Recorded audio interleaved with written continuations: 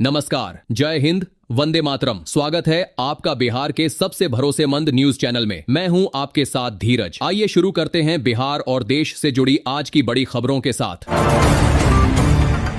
बिहार की राजनीति में एक बार फिर बयानबाजी तेज हो गई है। राजद नेता तेजस्वी यादव ने राज्य सरकार की आर्थिक नीतियों पर गंभीर सवाल उठाते हुए कहा है कि बिहार लगातार बढ़ते कर्ज के दबाव में आगे बढ़ रहा है। तेजस्वी यादव का आरोप है कि सरकार शिक्षा, रोजगार और युवाओं से जुड़े कई महत्वपूर्ण मुद्दों पर पर्याप्त ध्यान नहीं दे रही है। उन्होंने छात्रवृत्ति योजनाओं और बिहार स्टूडेंट क्रेडिट कार्ड योजना में किए गए बदलावों को लेकर भी सरकार को घेरा। तेजस्वी ने कहा कि राज्य के युवाओं को बेहतर शिक्षा और रोजगार के अवसर देने के बजाय उनकी परेशानियां बढ़ाई जा रही हैं। उन्होंने मांग की कि सरकार आर्थिक स्थिति और युवाओं से जुड़ी योजनाओं पर पूरी पारदर्शिता के साथ जवाब दे। वहीं बढ़ती महंगाई को लेकर पूर्णिया के सांसद पप्पू यादव ने केंद्र सरकार पर निशाना साधा है। उन्होंने कहा कि आम लोगों की रसोई का बजट लगातार बिगड़ता जा रहा है और चीनी समेत कई जरूरी खाद्य वस्तुओं के दाम लोगों की जेब पर भारी पड़ रहे हैं। पप्पू यादव ने आरोप लगाया कि महंगाई को नियंत्रित करने के लिए समय पर प्रभावी कदम नहीं उठाए जा रहे हैं। उन्होंने सरकार से मांग की कि जमाखोरी और कृत्रिम कमी पैदा करने वालों के खिलाफ सख्त कार्रवाई की जाए। उनका कहना है कि गरीब और मध्यम वर्ग के परिवार सबसे ज्यादा महंगाई की मार झेल रहे हैं और सरकार को जरूरी वस्तुओं की कीमतों पर नियंत्रण के लिए तत्काल कदम उठाने चाहिए। दिल्ली में बिहार से जुड़े कई महत्वपूर्ण मुद्दों पर चर्चा के लिए उप मुख्यमंत्री सम्राट चौधरी ने केंद्रीय वित्त मंत्री निर्मला सीतारमण और विदेश मंत्री एस जयशंकर से मुलाकात की। जानकारी के मुताबिक बैठक में बिहार के विकास, बजट संबंधी जरूरतों और नेपाल से आने वाली नदियों के पानी के प्रबंधन जैसे विषयों पर चर्चा हुई। बिहार में हर वर्ष आने वाली बाढ़ की समस्या को देखते हुए जल प्रबंधन और सीमावर्ती क्षेत्रों के लिए दीर्घकालिक योजना तैयार करने की जरूरत पर जोर दिया गया। सम्राट चौधरी ने केंद्र से बाढ़ नियंत्रण, आधारभूत ढांचे और विकास परियोजनाओं के लिए अतिरिक्त सहयोग की मांग रखी।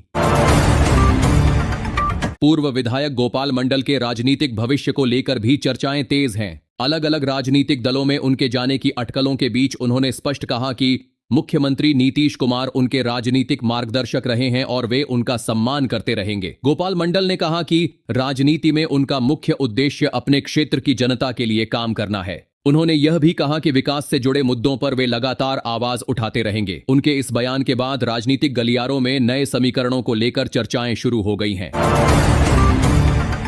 लखीसराय में हुए एक दर्दनाक हादसे के मामले में जांच रिपोर्ट को लेकर रोहिणी आचार्य ने सवाल उठाए हैं।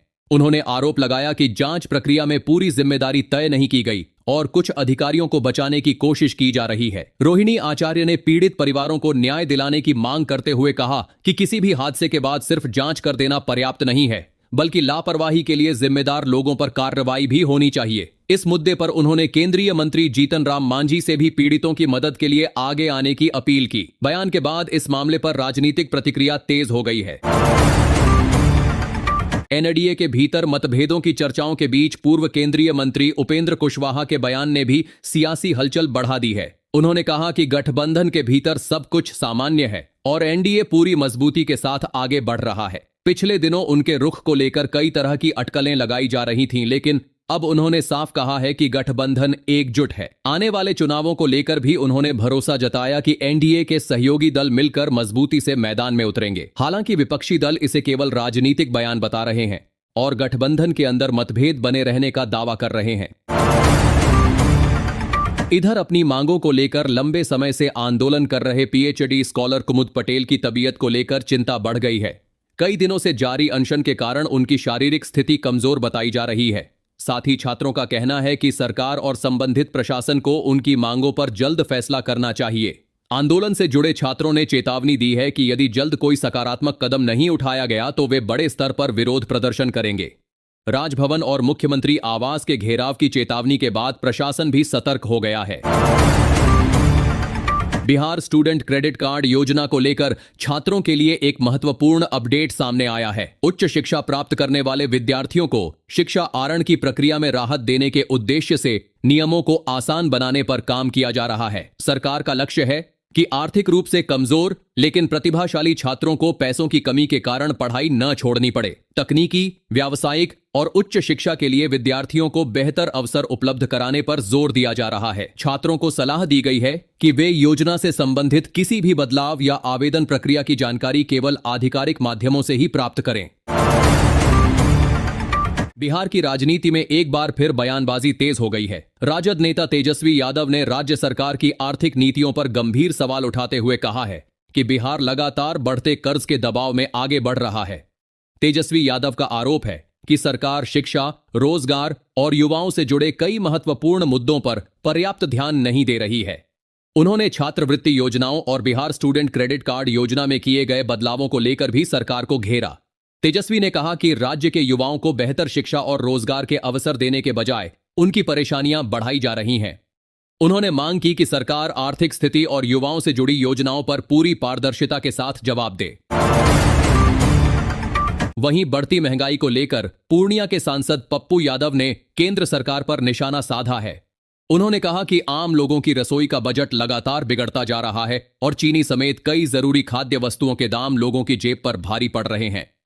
पप्पू यादव ने आरोप लगाया कि महंगाई को नियंत्रित करने के लिए समय पर प्रभावी कदम नहीं उठाए जा रहे हैं। उन्होंने सरकार से मांग की कि जमाखोरी और कृत्रिम कमी पैदा करने वालों के खिलाफ सख्त कार्रवाई की जाए। उनका कहना है कि गरीब और मध्यम वर्ग के परिवार सबसे ज्यादा महंगाई की मार झेल रहे हैं और सरकार को जरूरी वस्तुओं की कीमतों पर नियंत्रण के लिए तत्काल कदम उठाने चाहिए। दिल्ली में बिहार से जुड़े कई महत्वपूर्ण मुद्दों पर चर्चा के लिए उप मुख्यमंत्री सम्राट चौधरी ने केंद्रीय वित्त मंत्री निर्मला सीतारमण और विदेश मंत्री एस जयशंकर से मुलाकात की। जानकारी के मुताबिक बैठक में बिहार के विकास, बजट संबंधी जरूरतों और नेपाल से आने वाली नदियों के पानी के प्रबंधन जैसे विषयों पर चर्चा हुई। बिहार में हर वर्ष आने वाली बाढ़ की समस्या को देखते हुए जल प्रबंधन और सीमावर्ती क्षेत्रों के लिए दीर्घकालिक योजना तैयार करने की जरूरत पर जोर दिया गया। सम्राट चौधरी ने केंद्र से बाढ़ नियंत्रण, आधारभूत ढांचे और विकास परियोजनाओं के लिए अतिरिक्त सहयोग की मांग रखी। पूर्व विधायक गोपाल मंडल के राजनीतिक भविष्य को लेकर भी चर्चाएं तेज हैं। अलग अलग राजनीतिक दलों में उनके जाने की अटकलों के बीच उन्होंने स्पष्ट कहा कि मुख्यमंत्री नीतीश कुमार उनके राजनीतिक मार्गदर्शक रहे हैं और वे उनका सम्मान करते रहेंगे। गोपाल मंडल ने कहा कि राजनीति में उनका मुख्य उद्देश्य अपने क्षेत्र की जनता के लिए काम करना है। उन्होंने यह भी कहा कि विकास से जुड़े मुद्दों पर वे लगातार आवाज उठाते रहेंगे। उनके इस बयान के बाद राजनीतिक गलियारों में नए समीकरणों को लेकर चर्चाएं शुरू हो गई हैं। लखीसराय में हुए एक दर्दनाक हादसे के मामले में जांच रिपोर्ट को लेकर रोहिणी आचार्य ने सवाल उठाए हैं।